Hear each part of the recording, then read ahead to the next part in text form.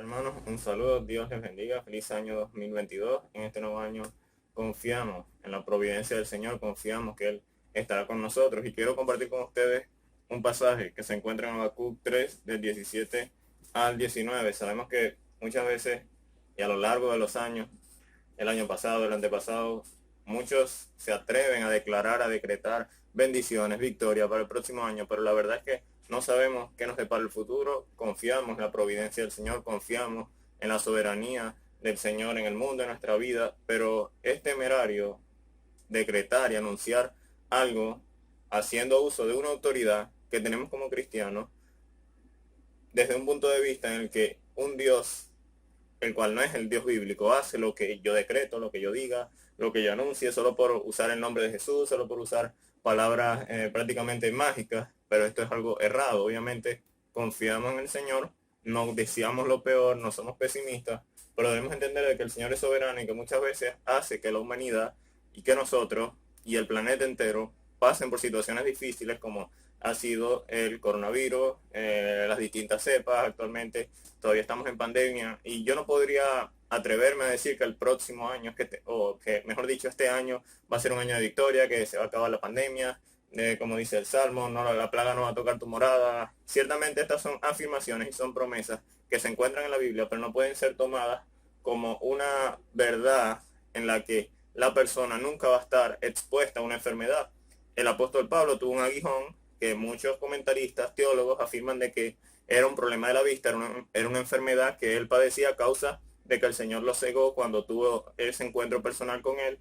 Y el Señor le dice, mira, bástate mi gracia, confía en mi gracia porque mi poder se perfecciona en la debilidad. Es decir, Pablo no quedó exento de estar enfermo, no quedó exento de padecer sufrimientos físicos de salud, solo por ir al Salmo, a este Salmo en el cual se ha recitado mucho, para decir de que nunca se iba a enfermar.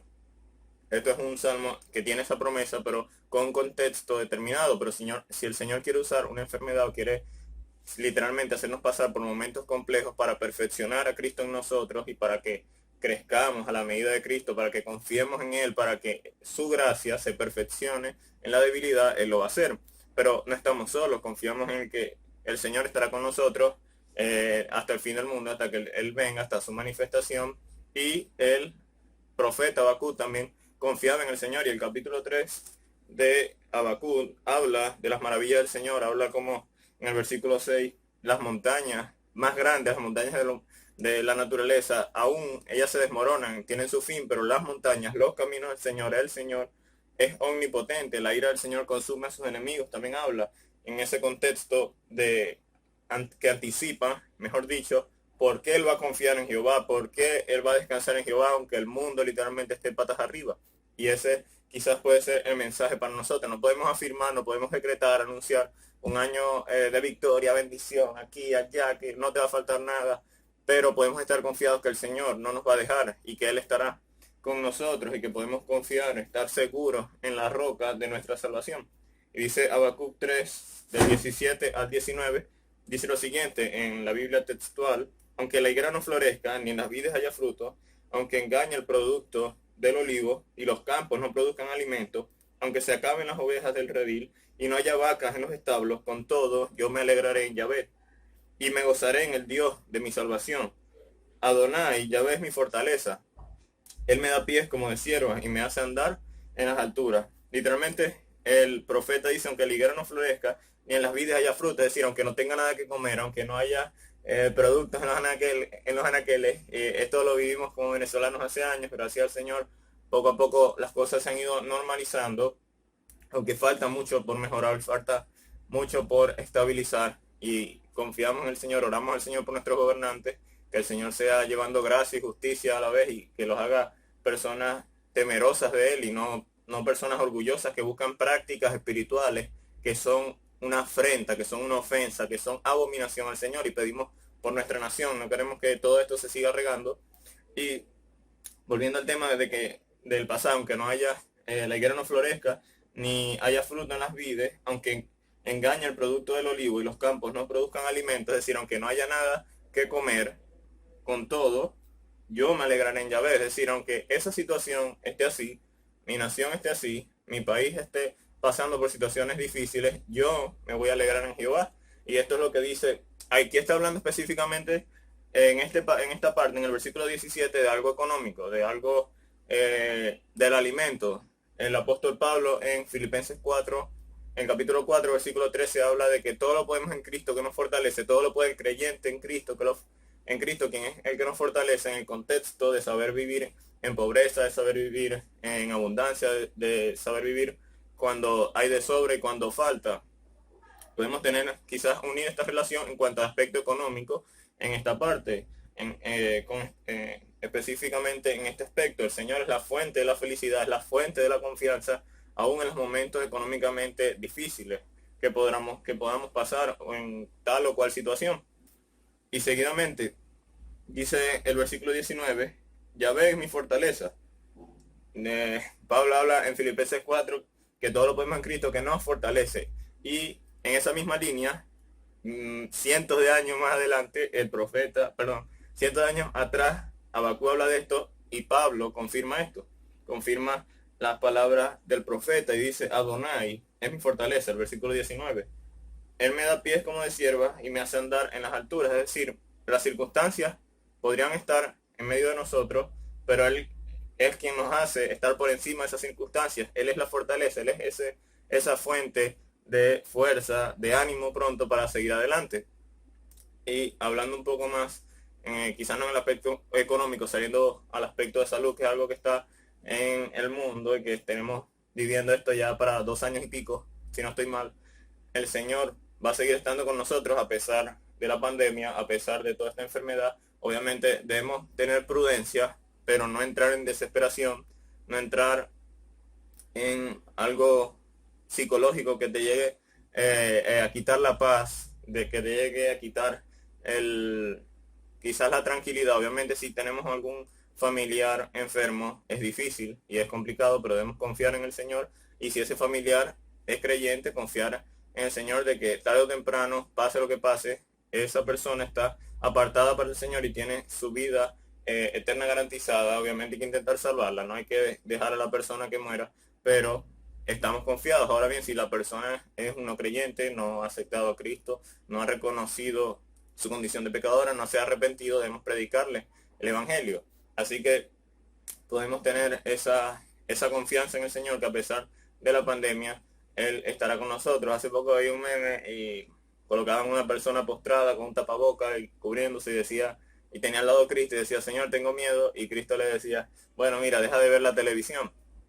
Ahora bien, esto tiene que interpretarse de la mejor manera, de una manera más objetiva. No es imprudencia, no podemos caer en imprudencia, pero tampoco podemos caer en una psicosis o algo psicológico de pánico, de que no se quiere salir a la calle, de que literalmente he conocido gente que duerme con el tapaboca, literalmente no se quitan el tapaboca ni para dormir, y esto es algo psicótico, es algo que no es normal, es algo que no se debe hacer, porque estás literalmente volviendo esto algo fuera de lo normal, tocando un espacio, tocando una línea de pánico, de psicoterror, de pérdida de la paz y ausencia de la confianza que tiene que estar depositada en el Señor. Así que en este nuevo año confiemos en el Señor, descansemos en el Señor. Yo no puedo tomar esa atribución y ser irresponsable al decir, no, este año es tu año, es un año de bendición, es un año de declaración, de decretos, de victoria, de prosperidad, porque a la verdad no conozco el futuro. Yo no puedo decir, no, voy a hacer este año tal o cual cosa sin aplicar el principio de Santiago que dice, mira, si vas a viajar, si vas a salir, primero di Dios mediante. O sea, si Dios quiere, descansa la voluntad del Señor, reconoce primeramente la soberanía del Señor y luego haz tus planes. No está mal tener planes, no está mal buscar tener metas. De hecho, el cristiano debe tener objetivos, debe tener metas, crecer como Cristo, predicarle a sus familiares no creyentes, prosperar económicamente, trabajando con honradez y con humildad, pero no puede excluir a Dios de los planes. Debemos tener planes, debemos tener metas, pero el Señor siempre debe estar en medio de nuestros planes, guiando esos planes, iluminando esos planes, caminando por la voluntad de Él, más bien dirigiéndonos hacia esa voluntad del Señor. Así que en este nuevo año, descanse en la soberanía del Señor, descanse en la voluntad del Señor. sigue adelante, ten tus planes, tengamos nuestros planes, obviamente familiares, laborales, eclesiásticos en cuanto a la iglesia, pero siempre confiemos en el Señor. Así que obviamente nos espera un año 2022 que no podría decir que va a ser un año fácil porque todavía estamos saliendo de esta pandemia. Muchos gobiernos no quieren reabrir, sino que quieren cerrar de nuevo sus municipios, quieren cerrar las ciudades, los lugares, por toda esta situación. El tema de la vacuna es algo complejo. No quisiera hablar mucho acerca de esto, pero es curioso de que personas que se han vacunado, todavía esa vacuna no los cubre totalmente o no les ayuda a luchar con ese virus. Algunos hablan de un 75% de la vacuna tal, de efectividad, otros hablan de un 90% de la vacuna tal, de efectividad. Esto es algo complejo y de verdad, según mi opinión, hay mucha información que no se dice, hay, como dicen en mi tierra, gato encerrado, hay mucha desinformación en cuanto a esto.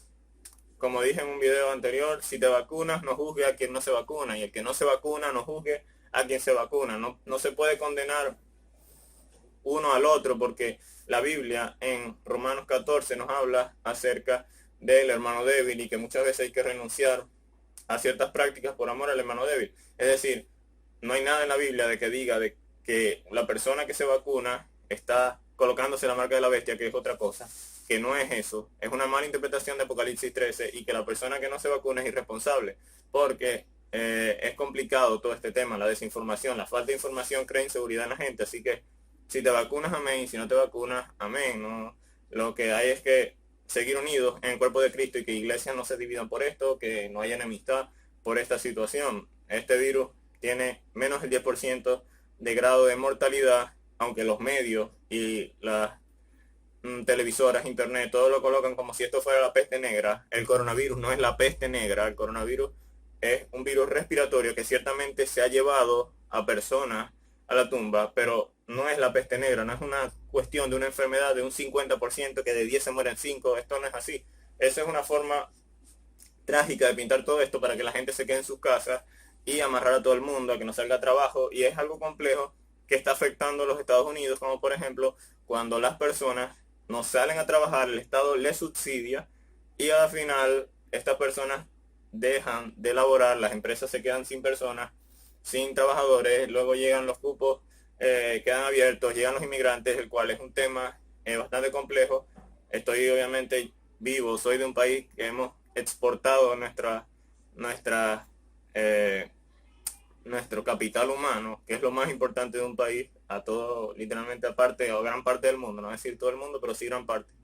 Y todo esto ha afectado y ha sido también incentivado con la pandemia. Al principio la gente no salía por miedo, pero la gente sigue migrando. Ahora bien, volviendo al tema de la pandemia, confiemos en el Señor, tengamos cuidado, seamos prudentes, no caigamos en la imprudencia, pero tampoco en el otro extremo, y sigamos adelante. Sabemos que esto va para rato, es un proceso complejo, pero confiamos en el Señor, que no estamos solos, Él estará con nosotros, Él seguirá con nosotros, nos dará la fuerza, la provisión necesaria para seguir adelante. Así que hermanos, un saludo, feliz año 2022, sigamos creyendo en el Señor, no nos desanimemos, sigamos evangelizando, predicando su evangelio. Si estás en tu iglesia, sigue sirviendo en tu iglesia, sigue amando a tus hermanos, a pesar de las situaciones que podamos vivir como iglesia, hay que seguir adelante. Obviamente hay cosas que son innegociables.